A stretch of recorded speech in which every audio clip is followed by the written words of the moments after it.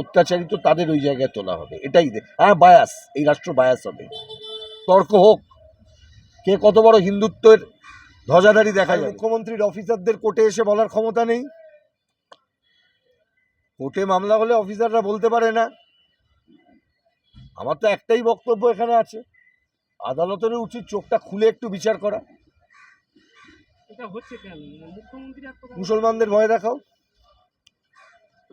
মুসলমানদের ভয় দেখাও, যারা অত্যাচারিত তাদের ওই জায়গায় তোলা হবে, এটাই হ্যাঁ বায়াস, এই রাষ্ট্র বায়াস হবে। ঐতিহাসিকভাবে অত্যাচারীদের বিরুদ্ধে এই রাষ্ট্রকে বায়াস করতে হবে। যারা দিনের পর দিন জাতের নামে করেছে, হিন্দুত্ববাদের নামে করেছে, জাতি বিদ্বেষের নামে করেছে, এবার নাববার সময় হয়েছে। ফলে পরিষ্কার কথা, স্পষ্টভাবে বলতে কোনো রকম ভুলভ্রান্তি রাখা উচিত নয়। এই মুহূর্তে দাঁড়িয়ে বিজেপি যে রাষ্ট্রবাদের কথা বলছে, এই রাষ্ট্রবাদটা আসলে আম্বানিবাদ, আদানিবাদ। যেখানে মোদিজিকে নিয়ে মিম তৈরি করলে ওদের গায়ে লাগে, কিন্তু নেতাজিকে রোজ গালাগালি করলে বিজেপি নেতাদের চামড়ায় একটু আঁচ লাগে না। পরিষ্কার বোঝা যাচ্ছে। তাহলে লড়াইটা যখন এতটা পরিষ্কার, তাহলে আমরা নেতাজির পক্ষে না সাভারকারের পক্ষে? আমরা বাংলার সংস্কৃতির পক্ষে নাকি বাংলার সংস্কৃতি বিরোধী যে ভয়ঙ্কর শক্তি বর্ণবাদকে এখানে, বর্ণব্রাহ্মণদের মতাদর্শকে এখানে প্রতিষ্ঠিত করতে চাইছে, তাদের পক্ষে? এই সিদ্ধান্ত আমাদের নিতে হবে। সম্প্রতি ইন্ডাসের যে ঘটনাটা আপনি দেখেছেন, তো ওখানে যে বিজেপি সিজেপি থেকে তিনি আসছিলেন যখন বাঁকুড়াতে, তার বাবাকে পিটিয়ে মারা হয়, এই বিষয়ে কি বলবেন? এটা তো করবার চেষ্টা করছে বিভিন্ন জন। আর মুখ্যমন্ত্রী যদি ওর এই ফালতু চমকানো বন্ধ না করেন, এই বিষয়গুলি ঘটতেই থাকবে। তবে একটা কথা পরিষ্কার, ওদের জেনে নেওয়া উচিত যে ক্ষোভ কিন্তু পুঞ্জীভূত হচ্ছে। আরে ক্ষমা চেয়ে কি হবে? ওকে জেলে ঢোকানো উচিত। তো সুভাষ বোস সম্পর্কে মন্তব্য করেছে, ভাই বাঙালির পরিচিতি সত্তার সঙ্গে এই নামটা যুক্ত। হয় আমরা নিজেদের পরিচিতি সত্তা সম্পর্কে আজকে আগ্রহ হারিয়ে ফেলেছি, বা নিজেরা এই ধরনের মন্তব্যকে ইনভাইট করছি। আরএসএস চায় ভারতবর্ষের বুকে মুসলিম তাদেরকে সেকেন্ড ক্লাস সিটিজেন করতে।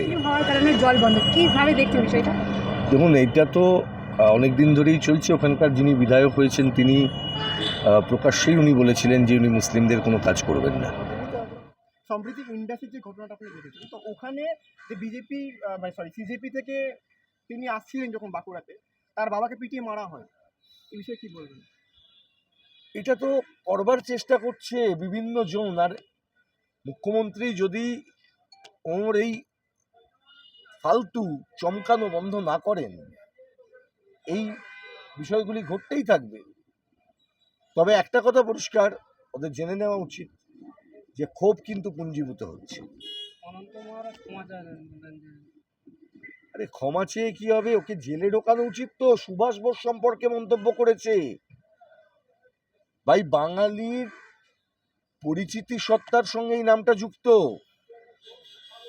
হয় আমরা নিজেদের পরিচিতি সত্তা সম্পর্কে আজকে আগ্রহ হারিয়ে ফেলেছি, বা নিজেরা এই ধরনের মন্তব্যকে ইনভাইট করছি, নয় আমরা ভয় পেয়ে গেছি।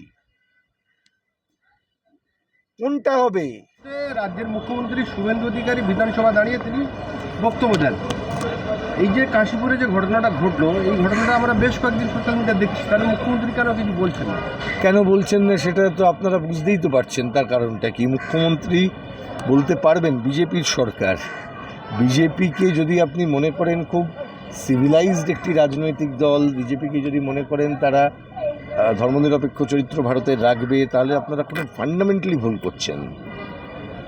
এই ভুলটা ফান্ডামেন্টালি হচ্ছে। বিজেপি আর পাঁচটা রাজনৈতিক দলের মতন রাজনৈতিক দল নয়। এরা আরএসএস নিয়ন্ত্রিত সরাসরি। আরএসএস চায় ভারতবর্ষের বুকে মুসলিম তাদেরকে সেকেন্ড ক্লাস সিটিজেন করতে। তাদেরকে সমস্ত সময় তাদেরকে হুমকি দেওয়া হচ্ছে।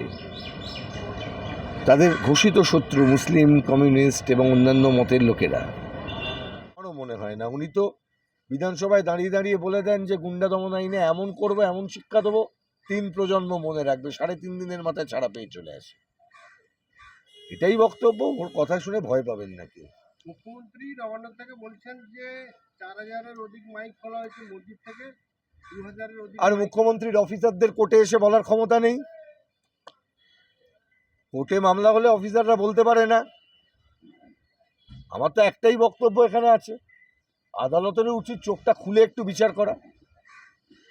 এটা হচ্ছে কেন? মুখ্যমন্ত্রী মুসলমানদের ভয় দেখাও, মুসলমানদের ভয় দেখাও। 100 বছর 100 দিন পূর্তি উপলক্ষে রাজ্যের মুখ্যমন্ত্রী উন্নয়নের কথা না বলে তিনি একটা সম্প্রদায়কে কিভাবে হেনস্থা করা ওটার হচ্ছে জন্যই কি বলবেন? বিজেপি ক্ষমতায় এসেছে, ওটার জন্যই বিজেপি ক্ষমতায় এসেছে। আরে মনে রাখবেন, গোটা ভারতবর্ষে জুড়ে যখন মিতাক্ষরা স্কুল চলে, পশ্চিমবাংলায়, বাংলায়, আসামে দায়াভাগা স্কুল চলে। কেন চলে?